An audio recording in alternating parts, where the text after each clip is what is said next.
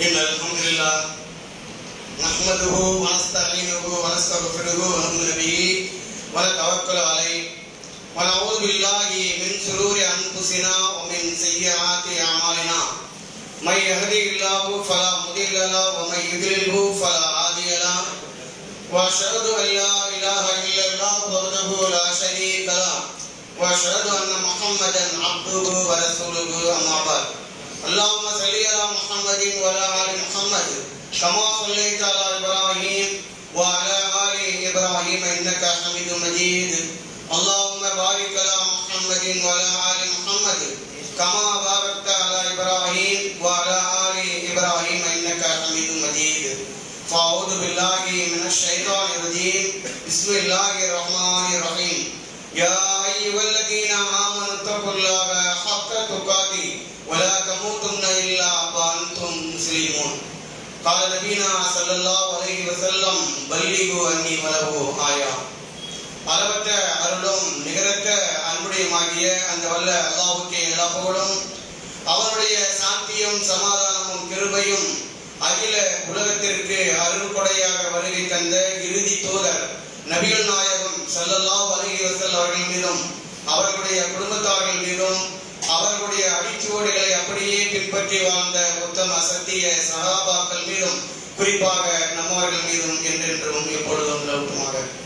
அன்பிற்கினிய சகோதர சகோதரிகளே, பெரியவர்களே, தாய்மார்களே, இளைஞர்களே, அல்லாஹ்வுடைய மாபெரும் கிருபையால் புனித ரமலான் மாதத்தை அடைந்து நோன்பு நோற்றவர்களாக இரவு நேரங்களிலே நின்று வணங்கக்கூடியவர்களாகவும் இன்ன பிற நல்ல காரியங்களை நல்ல அமல்களை செய்யக்கூடியவர்களாகவும் இந்த ரமலான் மாதத்தை நாம் அடைந்திருக்கின்றோம். நாம் செய்யக்கூடிய விவாதத்துகளுக்கும் நாம் செய்யக்கூடிய நல்ல அமல்களுக்கும் எல்லா விதமான காரியங்களுக்கும் அளவில்லாத கூலியாக மறுமை நாளிலே அனைவருக்கும் சொர்க்கத்தை வழங்குவதாக. அன்பிற்கினிய சகோதர சகோதரிகளே, நேற்றைய தினத்தில் சந்தர்ப்பங்களும் இறை அருளும் என்ற தலைப்பின் கீழ் சில விஷயங்களை நாம் தெரிந்து கொண்டோம். இன்றைய தினத்தில் முக்கியமான ஒரு விஷயத்தை நாம் தெரிந்து கொள்ள போகிறோம். அதாவது நம்முடைய வாழ்க்கையிலே சர்வசாதாரணமாக வரக்கூடிய வார்த்தை இன்ஷா அல்லாஹ் என்ற வார்த்தை. எதற்கு எடுத்தாலும் நம்முடைய நாவில் வரக்கூடிய வார்த்தை இன்ஷா அல்லாஹ்.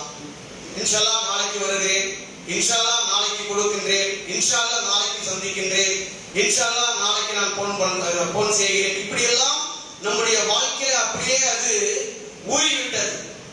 எப்படியே அஸ்ஸலாம் ஒரு சகோதரை பார்த்தா, ஒரு முஸ்லீமை பார்த்தா அஸ்ஸலாம் அலைக்கும் என்று தன்னால் நம்முடைய நாவில வந்து விடுகிறதோ, அதே மாதிரி இந்த இன்ஷா அல்லாஹ் என்ற வார்த்தை தன்னால் நமக்கு வந்துடுது. நாளைக்கு வந்துடுறான் இன்ஷா அல்லாஹ், அப்படியே ஒரு சர்வசாதாரணமாக. இப்ப இந்த இன்ஷா அல்லாஹ்வை நாம் எப்படி பயன்படுத்துகிறோம், எப்படி அல்லாஹ் தஆலா பயன்படுத்தி சொல்லி தருகிறான், நபிகள் நாயகம் ஸல்லல்லாஹு அலைஹி வஸல்லம் அவர்கள் எப்படி சொன்னார்கள் என்பதை பற்றி நாம் பார்க்கின்றோம். ஏன் இதை சொல்ல வேண்டும்? முஸ்லிம்கள் எந்த காரியத்தில் ஈடுபட்டாலும் சரி, அந்த காரியம் அல்லாஹ் நினைத்தாலே தவிர அது நடக்காது என்று உறுதியாக நம்ப வேண்டும். ஒரு முஸ்லிமுடைய நம்பிக்கை என்ன? எந்த காரியம் இருந்தாலும் சரி, நம்முடைய உழைப்புகள் இருக்கலாம், நம்முடைய திறமைகள் இருக்கலாம், அதற்காக வேண்டி நம்ம கஷ்டப்பட்டு இருப்போம், இருந்தாலும் நம்முடைய முயற்சி இருந்தாலும் அல்லாஹ்வுடைய நாட்டம் இருந்தால்தான் அது நடக்கும் என்று உறுதியாக நம்பக்கூடியவர்களாக இருக்க வேண்டும். அல்லாஹ் தஆலா அதை திருக்குர்ஆனிலும் நபிகள் நாயகம் ஸல்லல்லாஹு அலைஹி வஸல்லம் அவர்களுடைய ஹதீஸ்களில் நாம் பார்க்கிறோம். அல்லாஹ் நினைத்தால்தான் எல்லாமே நடக்கும். அல்லாஹ்வுடைய நாட்டத்தினால் தான் இந்த உலகமே இயங்கிக் கொண்டிருக்கிறது. அப்படி உறுதியாக நம்முடைய வாழ்க்கை எல்லாமே உலகம் மாத்திரம் அல்ல. நாம் செயல்படுகிறோம் என்றால், நாம் சிந்திக்கிறோம் என்றால், நாம் வணக்க வழிபாட்டில் ஈடுபடுகிறோம் என்றால் எல்லாமே அல்லாஹ்வுடைய நாட்டம்தான். இப்படிதான் ஒரு முஸ்லீம் நம்பணும். அல்லாஹ் தஆலா திருமறையிலே பல வசனங்களிலே அல்லாஹ்வுடைய நாட்டத்தினால்தான் எல்லாமே நடக்கிறது, இந்த உலகமே இயங்கிக் கொண்டிருக்கிறது என்று அல்லாஹ் கூறுகின்றான். சொல்கிறான் அல்லாஹ் தஆலா, தூலிகுல்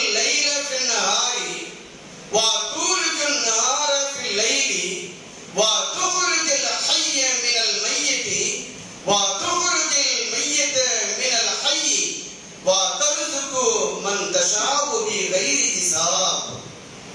அல்லாஹ் அந்த வசனத்துல என்ன சொல்லி தருகிறான் என்றால், இரவை பகலே நுழைய வைக்கின்றான், அதே போன்று பகலை இரவிலே நுழைய வைக்கின்றான், அதே போன்று மரித்ததில் இருந்து உயிர் உள்ளதை நீயே வெளியாக்குகின்றாய் இறைவா, நீயே உயிர் உள்ளதில் இருந்து மரித்ததையும் வெளியாக்குகின்றாய் இறைவா, நீ நாடியதை கணக்கின்றி வழங்குகின்றான் என்ற வசனத்தில் அல்லாஹ் சொல்லி தரும் பொழுது, இரவை பகலையும் அவன்தான் உருவாக்குகிறான், அவன்தான் படைத்திருக்கின்றான். அவனுடைய நாட்டத்தினால்தான் இரவு உருவாகிறது, பகல் உருவாகிறது என்று இந்த வசனத்தில் அல்லாஹ் நமக்கு சொல்லித் தருகிறான் என்றால், எல்லாமே அல்லாஹ்வுடைய நாட்டம் தான். இதை எப்படி வெளிப்படுத்துவது? எல்லாமே அல்லாஹ் தான், எல்லாமே அல்லாஹ்வுடைய நாட்டம் தான் என்று எப்படி வெளிப்படுத்துவது?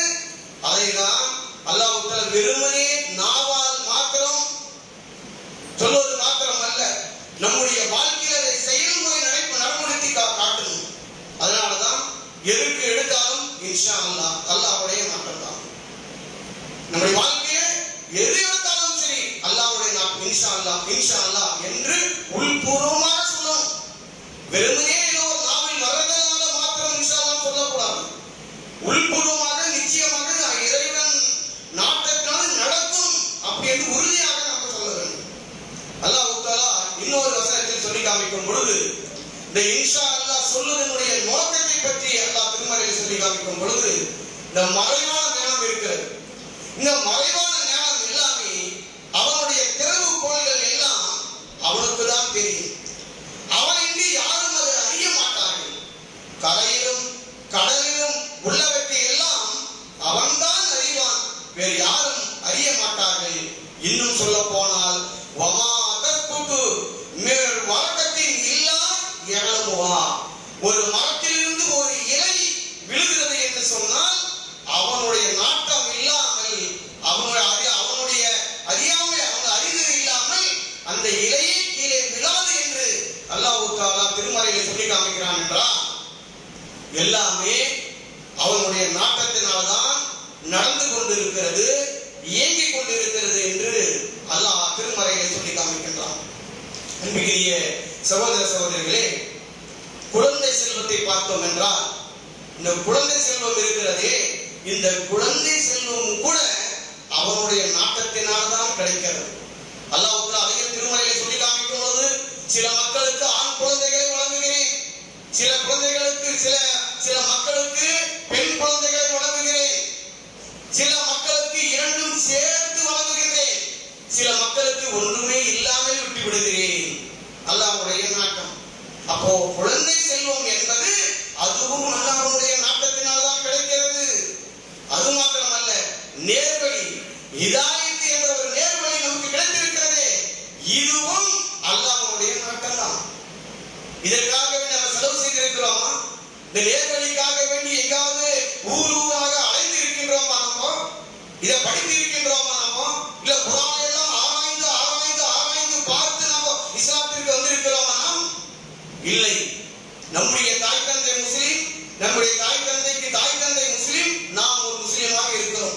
எப்படியோ அல்லாஹ் தஆலா நமக்கு இந்த ஹிதாயத் என்ற ஒரு நேர்வழியை நமக்கு வழங்கி இருக்கிறான். அல்லாஹ்வுடைய நாட்டம் இது.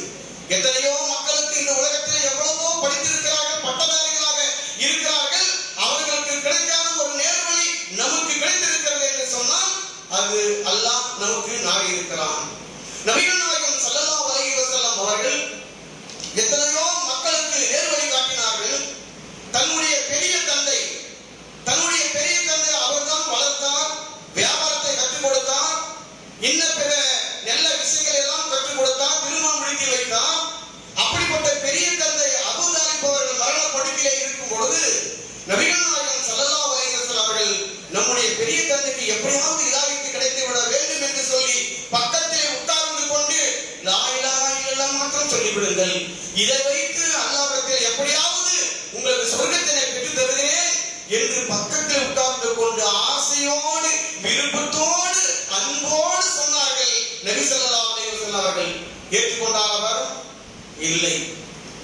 ஆனால் அல்லாஹ் தஆலா அந்த இடத்திலே ஒரு வசனத்தை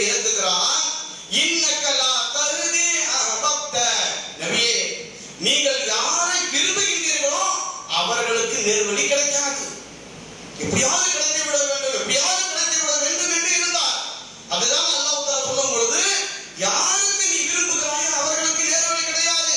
வலாகின்னல்லாஹ யஹ்தி மன் யஷா, அல்லாஹ் யாருக்கு நாடுகிறானோ அவர்களுக்கு தான் நேர்வழி என்று நபிகள் நாயகம் ஸல்லல்லாஹு அலைஹி வஸல்லம் அவர்களுக்கு அல்லாஹ் தஆலா சொல்லி காண்பிக்கின்றார்.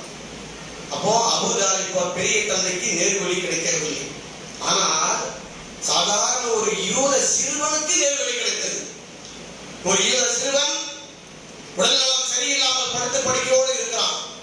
அல்லாஹ்வின் தூதர் அவர்கள் சந்திக்க அவனை நோய் நலம் விசாரிப்பதற்காக செல்கிறார்கள். இந்த பழக்கம் இருக்குதுங்க. யாராவது நோய்வாய்ப்பட்டு படுத்திருக்கிறான்னு சொன்னா அவரை சந்திக்கிறது சொன்னதான விஷயம் இது. அது நிறைய மக்கள் இது யாரும் பின்பற்றுறது கிடையாது. பாருங்க, ஒரு யூத சிறுவன் படுத்து படுக்கையாக இருக்கிறான். அவனை உடல்நலம் விசாரிக்க வேண்டும் என்பதற்காக வேண்டி அங்கு செல்கிறார்.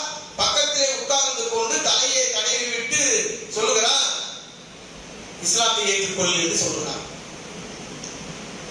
யூத சிறுவனிடத்திலே இஸ்லாத்தை ஏற்றுக்கொள் என்று சொல்கிறார்.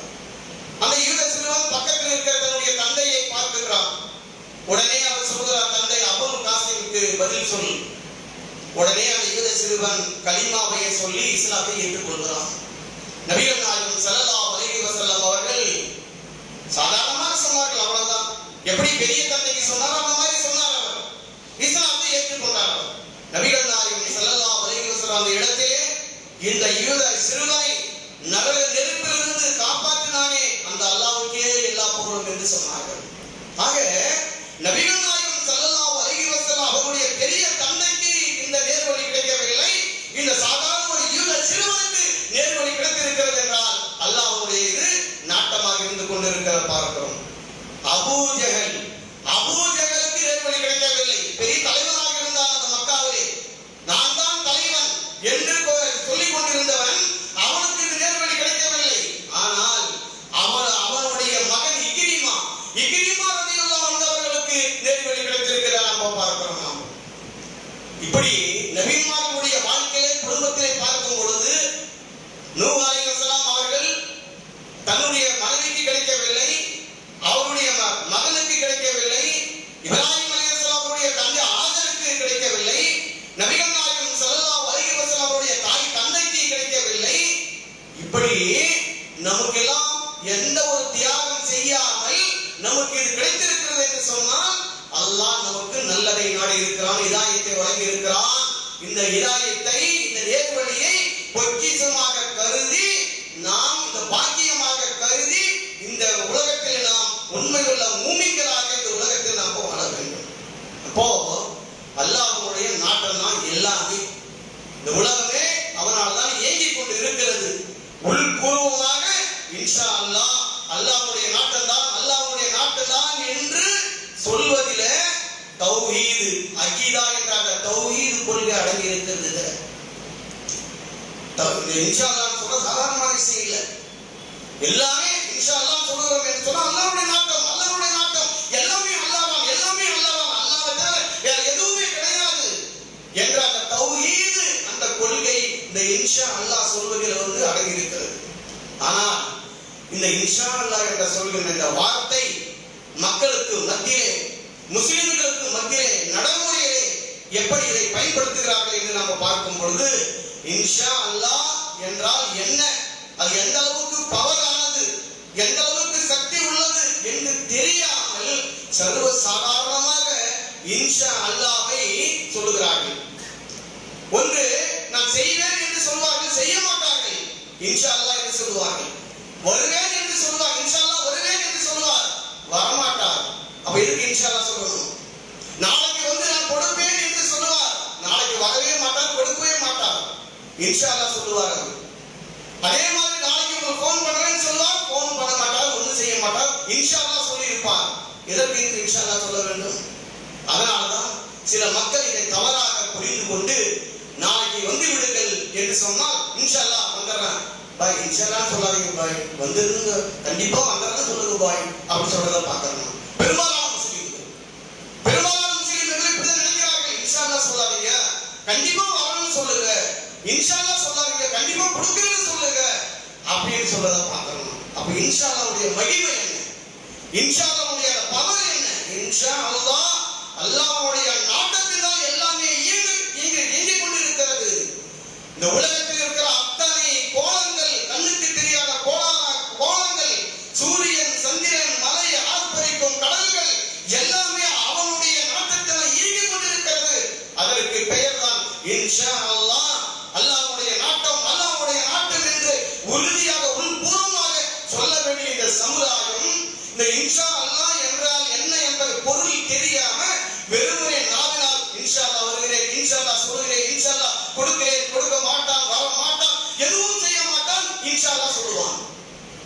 வரலன்னு சொன்னா இன்ஷா அல்லாஹ் சொல்லவே கூடாது. வரலன்னு தெரிஞ்சிருச்சுன்னு சொன்னா இன்ஷா அல்லாஹ் சொல்லவே கூடாது. கொடுக்க மாட்டேன் என்று இருந்தால் கொடுக்க இன்ஷா அல்லாஹ் நான் கொடுக்கிறேன் சொல்லவே கூடாது.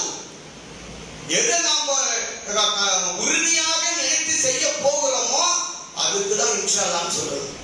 அல்லாஹ் தஆலா திருமறையிலே பல நபிமார்களை பற்றி சொல்லி தரும் பொழுது பல நபிமார்கள் தங்களுடைய வாழ்க்கையிலே அல்லாஹ்வை நினைத்து வாழ்ந்திருக்கிறார்கள். அல்லாஹ்வுடைய நாட்டத்தின் பிரகாரம் தான் என்னுடைய வாழ்க்கை இருக்கும் என்று வாழ்ந்திருக்கிறார்கள். நபி மூசா அலைஹிஸ்ஸலாம் அவர்களுக்கு அல்லாஹ் தஆலா எதிரி என்ற ஒரு நல்ல அடியாரை அனுப்புகிறான். அவரிடத்திலே கல்வி கற்க வேண்டும் என்பதற்காக எதிரி என்ற ஒரு நல்ல அடியாரை அல்லாஹ் அனுப்புகிறான். அப்பொழுது அந்த எதிரி என்ற நல்லடியார் மூசா அலைஹிஸ்ஸலாம் இடத்தில் சொல்கிறார், என்னிடத்திலே நீ பொறுமையுள்ளவனாக இருக்க மாட்டாய் என்று சொல்கிறார். அப்பொழுது மூசா அலைஹிஸ்ஸலாம் அவர்கள் சொன்னதாக திருக்குர்ஆனிலே அல்லாஹ் தஆலா சொல்லி காண்பிக்கும் பொழுது கால தஜிதுனி இன்ஷா அல்லாஹு சாபிரா, நான் நிச்சயமாக நான் பொறுமையுள்ளவனாக இருப்பேன் என்று என்பதை நீ அறிந்து கொள்வாய் என்று அவர் நபி மூசா அலைஹிஸ்ஸலாம் அவர்கள் சொன்னதாக அல்லாஹ் தஆலா திருமறையிலே நமக்கு சொல்லித் தருகின்றார். அதே மாதிரி நபி இப்ராஹிம் ஸல்லல்லாஹு அலைஹி வஸல்லம் அவர்களுடைய மகன் இஸ்மாயில் ஸல்லல்லாஹு அலைஹி வஸல்லம் அவர்களை பற்றியும் அல்லாஹ் தஆலா திருமறையிலே சொல்லி காண்பிக்கிறார். நபி இப்ராஹிம் ஸல்லல்லாஹு அலைஹி வஸல்லம் அவர்களுக்கு அல்லாஹ் தஆலா கனவின் மூலமாக வகி அனுப்புகிறான், உன்னுடைய குழந்தையை இஸ்மாயிலை எனக்காக வேண்டி அறுக்க வேண்டும் என்று சொல்லி. உடனே அந்த சிறுவர் இடத்திலே இஸ்மாயில் இடத்திலே சொல்லுகிறார் நபி இப்ராஹிம் ஸல்லல்லாஹு அலைஹி வஸல்லம் அவர்கள், உன்னை அறுக்க வேண்டுமா, உன்னுடைய அபிப்பிராயம் என்ன? அப்பொழுது சொல்லுகிறார் அந்த சிறிய வயதில் இருக்கிற இஸ்மாயில் சொல்கிறார், சதஜிதுனி இன்ஷா அல்லாஹு மினஸ் சாபிரீன், நிச்சயமாக நான் பொறுமையுள்ளவராக இருப்பேன் என்பதை நீ பார்த்துக் கொள்வாய். இப்படி சொல்றார் பாருங்க. யா அபதி, தன்னுடைய தந்தையை அழைக்கிறார். இஸ்மாயில் ஸல்லல்லாஹு அலைஹி வஸல்லம் சிறு வயதிலேயே தன்னுடைய தந்தையை அழைக்கிறார். யா அபதி, என் அருமை தந்தையே. எந்த நேரத்தில் உயிரே போக போகுது, உயிரே போகக்கூடிய ஒரு சூழ்நிலை, அந்த சூழ்நிலையில அழைக்கிறார். யா அபதி, என் அருமை தந்தையே, இஃபஅல் துஅமர், உமக்கு என்ன ஏவப்பட்டதோ அதை செய், நிச்சயமாக நான் பொறுமை உள்ளவனாக இருப்பேன், இன்ஷா அல்லாஹ் நான் பொறுமை உள்ளவனாக இருப்பேன் என்று இஸ்மாயில் ஸல்லல்லாஹு அலைஹி வஸல்லம் அவர்கள் சொன்னதாக அல்லாஹ் திருமறையிலே சொல்லி காண்பிக்கிறான். என்றால் இப்படி எல்லா நபிமார்களும் தங்களுடைய வாழ்க்கையிலே இன்ஷா அல்லாஹ், அல்லாஹ்வுடைய நாட்டம் தான், அல்லாஹ்வுடைய நாட்டம் தான் என்று சொல்லி அவர்கள் வாழ்ந்திருக்கிறதை நாம் பார்க்கிறோம். நபிகள் நாயகம் ஸல்லல்லாஹு அலைஹி வஸல்லம் அவர்கள் யாராவது நோயாளிகளை சந்திக்க போவார்கள் என்று சொன்னால் அந்த நோயாளிகள் இடத்திலே பக்கத்திலே உட்கார்ந்து கொண்டு அவர்களுக்கு ஆறுதல் சொல்லுவார்கள். ஆறுதல் சொல்லிவிட்டு சொல்லுவார்கள், லா பாஸ் தஹூரு இன்ஷா அல்லாஹ், கவலைப்படாத, அல்லாஹ் தஆலா அல்லாஹ்வுடைய நாட்டத்தினால் இந்த நோயை உனக்கு பரிசுத்தமாக அல்லாஹ் தஆலா இல்லாம ஆக்கி விடுவான். இப்படி சொல்லுவாங்க. லா பாஸ், கவலைப்படாத. யார் இடத்துல சொல்லணும்?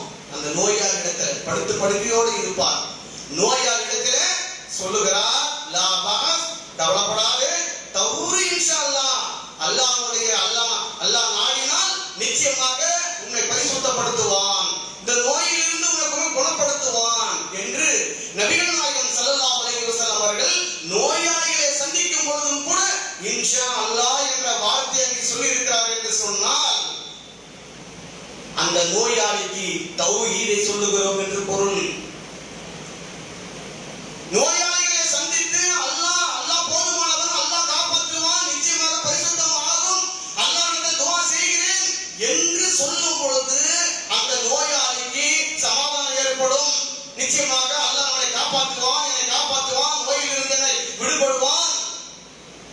இப்படி சொல்லாதனுடைய விளைவுதான், பக்கத்திலே உட்கார்ந்து கொண்டு இப்படிப்பட்ட ஒரு ஆறுதல் சொல்லாதனுடைய விளைவுதான் ஷிர்கான போய் அஜரத்துமார்கள் இடத்திலே போய் கயிறை மந்திரித்து கயிறை கட்டுகிறார்கள், வேற எங்கேயோ போகிறார்கள்.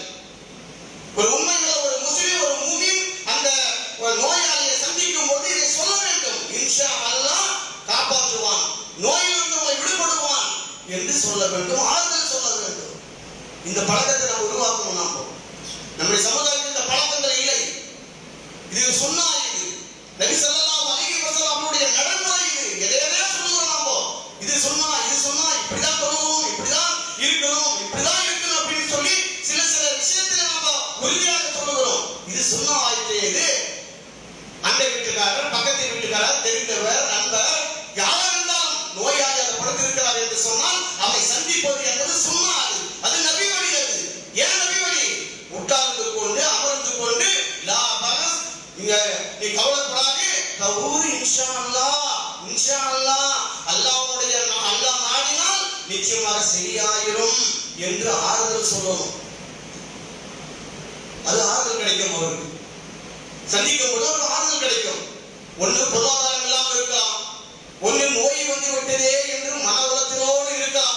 அவர் இப்படி நம்ம போய் பக்கத்தில் உட்கார்ந்து கொண்டு ஒரு ஆறுதல் சொல்லும் பொழுது அந்த மன உளத்திலிருந்து விடுபடுவாரா இல்லையா? இதுதான் நபிகள் நாயகம் ஸல்லல்லாஹு அலைஹி வஸல்லம் அவர்கள் சொல்லி காமிக்கின்றார்கள். ஆக அன்பிற்குரிய சகோதர சகோதரிகளே, இன்ஷா அல்லாஹ் என்ற அந்த வார்த்தை எவ்வளவு பெரிய பவர் உள்ளது, அதை எங்கே நாம பயன்படுத்த வேண்டும், எப்படி சொல்ல வேண்டும் என்பதை நபிகள் நாயகம் ஸல்லல்லாஹு அலைஹி வஸல்லம் அவர்கள் சொல்லி காமிக்கின்றார்கள். ஒரு இடத்திலே அல்லாஹ் தஆலா நபிகள் நாயகம் ஸல்லல்லாஹு அலைஹி வஸல்லம் அவர்களுக்கு சொல்லி தருகிறான், வலா தகூலன்ன லி ஷைஇன் இன்னி ஃபாயிலுன் தாலிக கதா. நபி சொல்லி தருகிறான் அல்லாஹ் தஆலா, எந்த விஷயத்தை பற்றியும் நிச்சயமாக நான் நாளை செய்ய போகிறேன் என்று சொல்ல வேண்டாம், இல்லா இன்ஷா அல்லாஹ், இன்ஷா அல்லாஹ் என்று சொல்லாமல் எதையும் நான் நாளைக்கு அந்த விஷயத்தை செய்ய போகிறேன் என்று சொல்ல வேண்டாம் என்று நபிகள் நாயகம் ஸல்லல்லாஹு அலைஹி வஸல்லம் அவர்களுக்கு அல்லாஹ் தஆலா கட்டளையிடுகிறார் என்று சொன்னால், நம்முடைய வாழ்க்கையில இன்ஷா அல்லாஹ் என்று சொல்லி செய்யும் பொழுதுதான் அதிலே அல்லாஹ்வுடைய உதவி இருக்கும், அல்லாஹ்வுடைய பரக்கத்து இருக்கும். எந்த வேலையை செய்தாலும் சரி, எந்த நம்ம வியாபாரம் இருந்தாலும் சரி, இன்ஷா அல்லாஹ் நான் வியாபாரம் செய்ய போகிறேன், இன்ஷா அல்லாஹ் நான் கடையை திறக்க போகிறேன், இன்ஷா அல்லாஹ் இதை செய்ய போகிறேன் என்ற அந்த வார்த்தை வர வேண்டும்.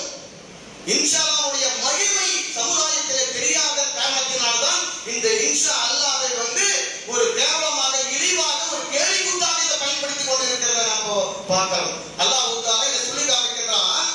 இந்த இன்ஷா அல்லாஹ் என்ற வார்த்தையை வந்து சாதாரணமாக நினைத்த மனிதர்கள் என்ன ஆனார்கள் என்பதை திருக்குர்ஆனிலே சொல்லி தரும் பொழுது, தோட்டத்துக்காரர்கள் எப்படி ஆனார்களோ அப்படி ஒரு ஆவார்கள் என்று ஒரு வரலாறு அல்லாஹ் சொல்லி தரும் பொழுது, ஒரு தோட்டத்துக்காரர்கள் இருந்தார்கள். அவருடைய விவசாயம் எல்லாம் அமோகமாக விவசாயம் செய்து கொண்டிருக்கிறார்கள்.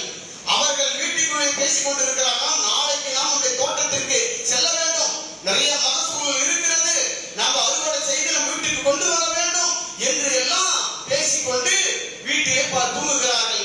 காலையிலே எழுகின்றார்கள், எழுந்து புறப்படுவதற்காக கிளம்புகிறார்கள்.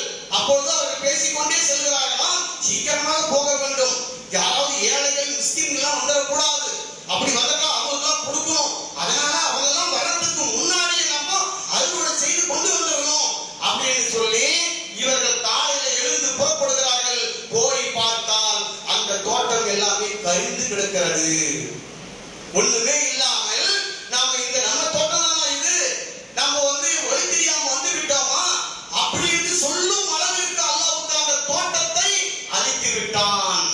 அப்பொழுதுதான் அந்த கூட்டத்தில் இருக்கிற ஒரு ஆள் சொன்னாராம், நீங்கள் இரவிலே படுக்கும் பொழுது இன்ஷா அல்லாஹ் என்று சொன்னீங்களா, அல்லாஹ்வை புகழ்ந்தீர்களா, அல்லாஹ் இன்ஷா அல்லாஹ் சொல்லிவிட்டு நீங்க தூங்கினீர்களா?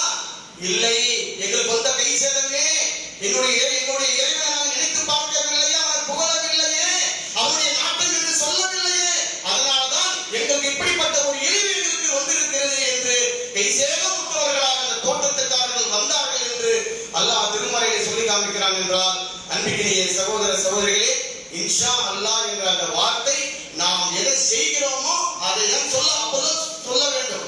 செய்ய மாட்டோம், செய்ய முடியாது அப்படி என்று சொன்னால் இன்ஷா அல்லாஹ் சொல்லக்கூடாது என்பதை நாம் தெரிந்து கொள்ள வேண்டும்.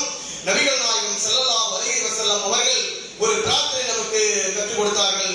என்ன பிரார்த்தனை என்று சொன்னால், அல்லாஹ்விடத்தில் நம்ம பிரார்த்தனை செய்யும் பொழுதும் கூட அல்லாஹ் லா யகூலன்ன அஹதுக்கும், உங்களை யாராவது பிரார்த்தனை செய்யும் பொழுது அல்லாஹும் மக்ஃபிர்லி இன் ஷி'த, இறைவா நீ நாடினால் நீ நாடினால் என்னை மன்னித்து விடு.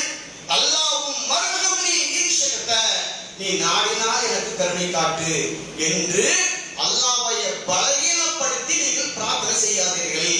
நீ நாடினால் கருணை காட்டு, நாடினால் என்ன மன்னி அப்படின்னு சொல்லக்கூடாது. இறைவா நீதான் என்னை மன்னிக்கக்கூடியவன், நீதான் எனக்கு கருணை காட்டக்கூடியவன், நீதான் எனக்கு எல்லாமே என்று இறைவனிடத்தில் பிரார்த்தனை செய்ய வேண்டும் என்பதையும் நபிகள் நாயகம் ஸல்லல்லாஹு அலைஹி வஸல்லம் சொல்லி காமிக்கின்றார்கள். அந்த அடிப்படையிலே இந்த உலகத்தில் நாம் வாழ்ந்து கொண்டு இருக்கும் பொழுது எல்லாமே அல்லாஹ் தான், அவனால் தான் எல்லாமே இயங்கிக் கொண்டு இருக்கிறது என்ற அடிப்படையிலே நம்முடைய வாழ்க்கையிலே இன்ஷா அல்லாஹ் என்ற அந்த வார்த்தையை புரிந்து கொண்டு அதனுடைய பொருளை புரிந்து கொண்டு சரியான முறையை உச்சரித்து எல்லாமே அல்லாஹ் தான் என்ற அடிப்படையில் இந்த உலகத்தில் வாழ்ந்து நாம் மரணித்தோம் என்றால் நிச்சயமாக மறுமை நாளில் வெற்றி அடையலாம். அப்படிப்பட்ட நல்ல மக்களாக ஆகுவதற்கு அல்லாஹ் தஆலா அனைவருக்கும் தௌஃபீக் செய்வானாக. வாஹிரு தவானா அல்ஹம்துலில்லாஹி ரப்பில் ஆலமீன். சுப்ஹானக்கல்லாஹும்ம வ பிஹம்திக அஷ்ஹது அல்லா இலாஹா இல்லா அன்த அஸ்தக்ஃபிருக வ அத்தூபு இலைக்.